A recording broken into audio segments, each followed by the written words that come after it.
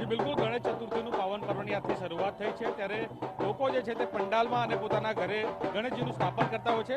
દ્રશ્ય જોઈ શકાય છે કે અત્યારે હાલ એક પરિવાર જે છે તે અત્યારે ગણપતિજીને ઢોલ નગારા સાથે વાજતે ગાજતે અત્યારે પોતાના ઘરે બિરાજમાન કરવા માટે અત્યારે અહીંયા આવ્યા છે.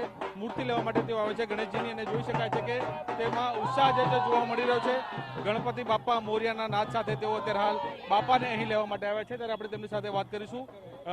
ખાસ પરિવાર સાથે ગણપતિજીને લેવા આવ્યા છો, ગણપતિજીને લેવા આવ્યા છો, કેટલો ઉત્સાહ? બહુ જ ઉત્સાહ છે, અમને લોકોને બહુ જ એક્સાઇટેડ છે. અમારા ઘરે બાપા આવી રહ્યા છે, અમે લોકો બહુ જ ખુશ છીએ. 10 દિવસ એમની ભરપૂર સેવા કરીશું અમે લોકો. છેલ્લા કેટલા વર્ષથી તમે આ રીતે ઘરે સ્થાપના કરો છો? પહેલું વર્ષ છે અમારા ઘરે બાધાથી, અમે આજે પહેલું વર્ષ બેસાડવાના છે. અમે લોકો બહુ જ ખુશ છીએ, બહુ જ એક્સાઇટેડ છે ગણપતિને લાવવા. બિલકુલ, ગણેશજીને બેસાડીને એક ઉત્સાહનો માહોલ જોવા મળ્યો. જોઈ શકાય છે કે પરિવારમાં ગણપતિ બાપાના મોરિયાના નાદ સાથે અત્યારે હાલ તેઓ અહીં બાપાની મૂર્તિ જે છે તે લેવા માટે આવ્યા છે, અને ખાસ કરીને કહી શકાય કે પોતાના ઘરે સ્થાપિત કરીને પ્રથમ વર્ષ છે તેમનું, ત્યારે તેઓ અહીં આવ્યા છે અને આજે પ્રથમ વર્ષમાં તેઓ પોતાના ઘરે બિરાજમાન કરવાના છે. ત્યારે હું બીજી તરફના પણ દ્રશ્યો બતાવવા માંગીશ કે આ જોઈ શકાય છે કે બાપાની મૂર્તિ માટે અત્યારે હાલ લેવા માટે માનવ મહેરામણ જે છે તે ઉમટ્યું છે.